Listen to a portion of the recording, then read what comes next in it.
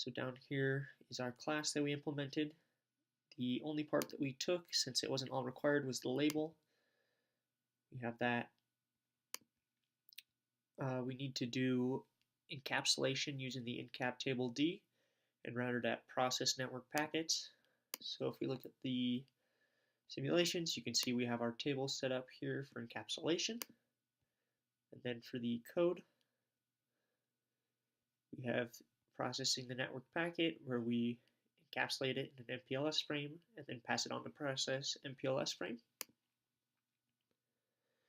Next up, we need to work with the forwarding tables and process queues. So on the routers that have to forward, you can see we have some tables passed in for how they should be routing. And process queues, you can see we've added a fair amount of code. And process Mpls packets we also need to implement, which we have right here. Pretty simple, check the label and forward it on. And then we need to decapsulate with the process Mpls frames in the decapsulation table. So on the routers that have to decapsulate, we have our table set up. And in the process Mpls frame, we have, let me find it first. We forwarded there as well. For part 2, we need to make sure that host 1 and host 2 route through different patterns using this setup. So we can go ahead and run that. Simulation 2. Now the way we're going to deal with it is host 2 will route through router C and host 1 will route through router B. So as we see here, I'll let it finish running here. Should be done. Everything that router C has should be from host 2. So host 2, router B, everything should be from host 1. As we look through host C, another host 2, another host 2, and another router B, host 1.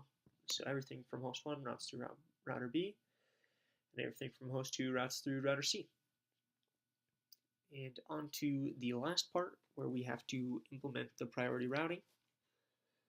I'm going to go ahead and run the program so it can run in the background and we can look at it after it's done running.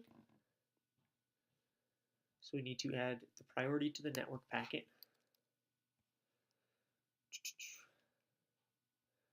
So it's just passed in.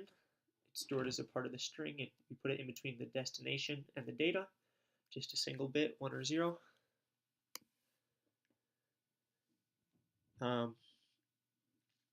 We need to create a bottleneck at router D,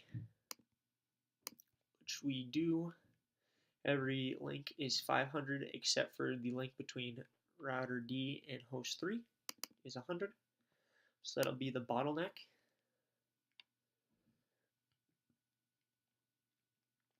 Next up, we need to implement the priority routing. So the way we did that is inside of the interface. Before there was just a single out queue, but we implemented a high priority out queue and a low priority out queue.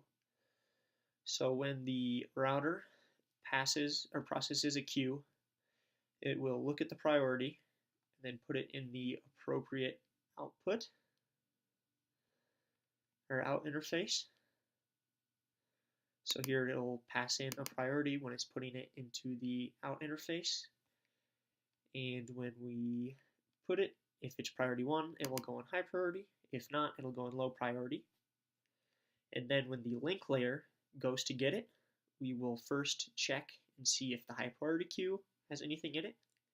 If not, it will be caught here. And then it will check if there's anything in the low priority.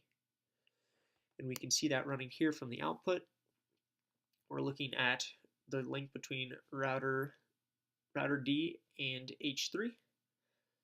And as we can see, we have 2 high priority packets and 3 low priority packets. The first thing it routes is high priority, so it's 1 and 3, 0 and 3.